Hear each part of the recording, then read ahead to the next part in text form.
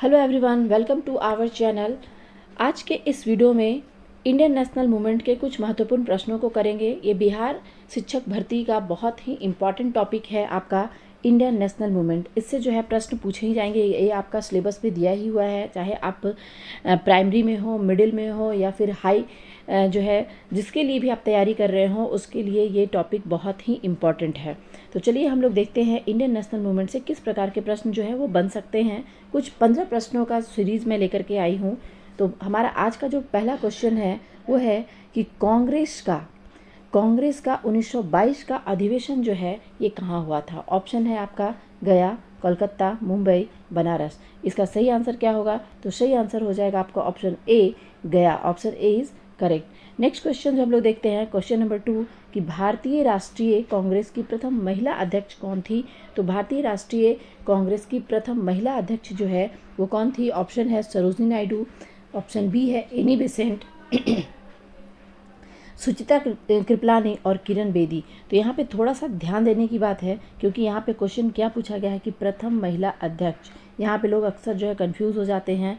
तो प्रथम महिला अध्यक्ष जो है वो कौन थी? Annie Besant. लेकिन हाँ, ध्यान क्या रखना है, अगर ये पूछा जाए कि प्रथम भारतीय महिला अध्यक्ष तो ऑप्शन क्या हो जाएगा? तब जो है वो आपका सरोजिनी नायडू होगा। लेकिन इस प्रश्न के अकॉर्डिंग जो है हमारा करेक्ट आंसर क्या होगा? Option B. चलिए नेक्स्ट क्वेश्चन देखते हैं कि क्या है। क्वेश्चन नंबर 3 जो है वो पूछ रहा है आपसे लाहौर षड्यंत्र केस जो है कब हुआ था। लाहौर षड्यंत्र केस जो है वो कब हुआ था? तो ये ऑप्शन है आपका 1927, 1928, 1929, 1930। तो इसका सही आंसर क्या होगा? सही आंसर हो जाएगा ऑप्शन नंबर सी, 1929। ये आपका भगत सिंह से कनेक्टेड है, आप लोग बहुत अच्छे तरीके से जान रहे होंगे। क्वेश्चन नंबर 4 जो है ये पूछ रहा है कि चंद्रशेखर आज़ाद की शहादत कब हुई थी। चंद्रशेखर आज़ाद की शहादत जो है वो कब हुई थी? ऑप्शन है आपका 1927, 1928, 1930, 1931। तो सही आंसर जो है फ्रेंड इसका हो जाएगा 1931। ऑप्शन नंबर डी जो है ये क्या होगा? करेक्ट आंसर हो जाएगा। नेक्स्ट क्वेश्चन देखते हैं। क्वेश्चन नंबर 5 जो है हमारा वो क्या पूछ रहा है कि कांग्रेस का प्रारंभिक नाम क्या था। ये मोस्ट इम्पॉर्टेंट है, इसको आप VVI कर लीजिए, क्योंकि इसके बारे में जो है बहुत कम लोग जानते हैं। अधिकतर लोग यही जानते हैं कि कांग्रेस ही नाम था, लेकिन कांग्रेस का प्रारंभिक नाम जो है वो क्या था? तो ऑप्शन जो है यहाँ दिया गया है उसको पहले देख लेते हैं। संघ पार्टी, जनमानस, भारतीय राष्ट्रीय संघ, भारतीय राष्ट्रीय संस्था। तो इसका सही आंसर जो है वो हो जाएगा ऑप्शन नंबर सी, भारतीय राष्ट्रीय संघ। और इसका जो है कांग्रेस जो नामकरण जो हुआ कांग्रेस, ये किसने रखा था? तो दादा भाई नौरोजी ने। ये भी एक प्रश्न जो है बनता है जो पूछे जा सकते हैं, बहुत ही इम्पॉर्टेंट है कि भारतीय राष्ट्रीय कांग्रेस का जो है प्रारंभिक नाम क्या था। तो भारतीय राष्ट्रीय संघ, इसे याद रखना है, बहुत ही इम्पॉर्टेंट है, इसे VVI रखना है, ये बहुत ही इम्पॉर्टेंट है। चलिए नेक्स्ट जो है क्वेश्चन है वो हमारा क्वेश्चन नंबर 6। इसमें पूछ रहा है कि निम्नलिखित में से उग्रवादी नेता कौन थे। निम्नलिखित में से उग्रवादी नेता कौन थे? ऑप्शन है दादा भाई नौरोजी, गोपाल कृष्ण गोखले, सुरेंद्र नाथ बनर्जी और अरविंदो घोष। तो इसका सही आंसर क्या हो जाएगा? ऑप्शन ए हो जाएगा दादा भाई नौरोजी। उग्रवादी पूछा गया है, तो उग्रवादी जो है यहाँ पे क्या हो जाएगा? अरविंद घोष। क्योंकि ये जितने भी हैं ये सारे के सारे उदारवादी हैं। दादा भाई नौरोजी हो, गोपाल कृष्ण गोखले हो, सुरेंद्र नाथ बनर्जी हो, ये सारे क्या हैं? तो उदारवादी हैं। अरविंद घोष जो थे वो उग्रवादी नेता थे, इसको ध्यान में रखना है। लाल बाल पाल के नाम से जाने गए थे और उसमें से एक घोष भी थे। नेक्स्ट क्वेश्चन हम लोग देखते हैं। नेक्स्ट क्वेश्चन हमारा है दादा भाई नौरोजी जो थे वो क्या थे? ऑप्शन है एक समाज सुधारक, एक राजनेता, एक अर्थशास्त्री, इनमें से सही। तो इसका नॉर्मल सा है कि इसका आंसर क्या हो जाएगा? ऑप्शन डी जो है वो करेक्ट हो जाएगा। ऑप्शन डी, इनमें से सभी। वो एक समाज सुधारक भी थे, एक राजनेता भी थे और एक अर्थशास्त्री भी थे। नेक्स्ट क्वेश्चन देखते हैं। क्वेश्चन नंबर 7 हमारा है कि सर्वेंट ऑफ इंडिया सोसाइटी की स्थापना किसने की थी? ऑप्शन है सुरेंद्र नाथ बनर्जी, गोपाल कृष्ण गोखले, फिरोज शाह मेहता और दादा भाई नौरोजी। तो इसका सही आंसर क्या होगा? इसका सही आंसर होगा आपका गोपाल कृष्ण गोखले।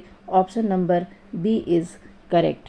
नेक्स्ट क्वेश्चन की तरफ हम लोग बढ़ते हैं। हमारा क्वेश्चन नंबर 9 जो है पूछ रहा है कि मुंबई का जननायक किसे कहा जाता है। मुंबई का जननायक किसे कहा जाता है? बाल होगा यहाँ पे बाल गंगाधर तिलक, फिरोज शाह मेहता, CR दास, महागोविंद रानडे। तो इसका सही आंसर क्या होगा? ऑप्शन बी होगा फिरोज शाह मेहता। फिरोज शाह मेहता को मुंबई का जननायक कहा जाता है। इसको आप लोग ध्यान रखिएगा, बहुत ही इम्पॉर्टेंट है। नेक्स्ट क्वेश्चन है आपका, गीता रहस्य नामक पुस्तक की रचना किसने की थी? गीता रहस्य नामक पुस्तक की रचना किसने की थी? ऑप्शन है बाल गंगाधर तिलक, लाला लाजपत राय, सुरेंद्र नाथ बनर्जी, VD सावरकर। इसका सही आंसर क्या होगा फ्रेंड? तो इसका सही आंसर हो जाएगा ऑप्शन नंबर ए, बाल गंगाधर तिलक। जब ये जेल में थे तो वहाँ पे इन्होंने जो है इस पुस्तक की रचना की थी। नेक्स्ट क्वेश्चन हम लोग देखते हैं। क्वेश्चन नंबर 11 है हमारा, भारतीय विश्वविद्यालय आयोग का गठन कब हुआ? भारतीय विश्वविद्यालय आयोग का गठन कब हुआ था? ऑप्शन है 1900, 1901, 1902, 1903। इसका सही आंसर क्या होगा? Option C is correct, 1902 lord Curzon के टाइम पे। लॉर्ड कर्जन जो है उस टाइम पे इंडिया का क्या था? तो गवर्नर जनरल था, वाइसराय, और उसके समय ही जो है भारतीय विश्वविद्यालय आयोग की गठन की गई थी। नेक्स्ट क्वेश्चन जो है हम लोग देखते हैं। क्वेश्चन नंबर 12 है हमारा कि भारतीय राष्ट्रीय आंदोलन का द्वितीय चरण की शुरुआत कब मानी जाती है? मतलब कब से मानी जाती है? भारतीय राष्ट्रीय आंदोलन का द्वितीय चरण की शुरुआत कब से मानी जाती है? ऑप्शन है 1901, 1904, 1905, 1907। तो भारतीय राष्ट्रीय कांग्रेस का द्वितीय चरण की शुरुआत जो है आपका कब से माना जा रहा है? तो द्वितीय चरण की शुरुआत जो है वो माना जा रहा है 1907 से, जब सूरत स्प्लिट हुआ था। सूरत विभाजन के समय से ही जो है कांग्रेस जो है वो दो गुट में बट गई थी, उदारवादी और उग्रवादी, और उसी समय से जो है आपका भारतीय राष्ट्रीय कांग्रेस का द्वितीय चरण की शुरुआत होती है। नेक्स्ट जो है क्वेश्चन नंबर हमारा 13 है कि बंगाल विभाजन की घोषणा कब की गई थी? बंगाल विभाजन की घोषणा कब की गई थी? ऑप्शन है 19 जुलाई 1905, 20 अगस्त 1905, 16 जुलाई 1905 और 19 अगस्त 1905। बहुत ही इंपॉर्टेंट है ये क्वेश्चन कि बंगाल विभाजन की घोषणा कब की गई थी और बंगाल विभाजन कब किया गया था। ये दो तरह के प्रश्न इससे बनते हैं।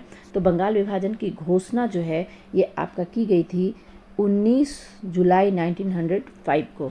लेकिन अगर पूछा जाए कि बंगाल विभाजन कब किया गया तो ये हो जाएगा आपका 16 अक्टूबर को 1905 में। तो ये दो तरह के प्रश्न हैं, बंगाल विभाजन की एक घोषणा और बंगाल विभाजन कब हुआ। तो बंगाल विभाजन की घोषणा में याद क्या रखना है फ्रेंड? 19 जुलाई 1905, और बंगाल विभाजन कब हुआ? तो 16 अक्टूबर 1905 को। चलिए हम लोग नेक्स्ट प्रश्न देखते हैं हमारा कि नेक्स्ट क्वेश्चन क्या है। क्वेश्चन नंबर 14 पूछ रहा है हमसे कि निम्नलिखित षड्यंत्र केस में से खुदीराम बोस किससे संबंधित थे?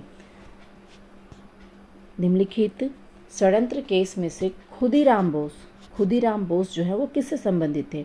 नासिक षड्यंत्र केस, मेरठ षड्यंत्र केस, काकोरी षड्यंत्र केस और अलीपुर षड्यंत्र केस। तो अलीपुर षड्यंत्र केस, काकोरी, मेरठ, नासिक, किससे जो है खुदीराम कनेक्टेड थे, जुड़े हुए थे? तो इसका सही आंसर क्या होगा? अलीपुर षड्यंत्र केस से ये जुड़े हुए थे, और ये पहले ऐसे जो है क्रांतिकारी थे जिनको सबसे कम उम्र में फांसी दी गई थी। मात्र 18 वर्ष की उम्र में इन्हें फांसी दी गई थी, और ये अलीपुर षड्यंत्र केस से जुड़े हुए थे। बहुत ही इम्पॉर्टेंट है। नेक्स्ट क्वेश्चन और हमारा आज के सीरीज का ये लास्ट क्वेश्चन है, क्वेश्चन नंबर 15 कि भारतीय सिविल सेवा का जनक किसे कहा जाता है? सिविल सर्विस का जो है जनक किसे कहा जाता है? तो यहाँ पे है ऑप्शन है कॉर्नवालिस, रिपन, डलहौजी और वेलेज़ली। तो इसका सही आंसर जो है वो क्या होगा, ये आपको कमेंट बॉक्स में कमेंट करके बताना है कि option A, B, C, D ये चारों में से कौन है, किसे जो है सिविल सेवा का जनक माना जाता है? कॉर्नवालिस को, रिपन को, डलहौजी को या वेलेज़ली को? वीडियो अच्छा लगा हो तो वीडियो को लाइक और शेयर जरूर करें, और अगर आप इसी तरह के प्रश्न जो है चाहते हैं कि इसी तरह का सीरीज़ मैं आप लोग के लिए लेकर के आती रहूं तो प्लीज़ कमेंट बॉक्स में कमेंट करके मुझे ज़रूर बताएं। आज का सेशन कैसा लगा ये भी ज़रूर जो है हमें कमेंट बॉक्स में कमेंट करके बताएं।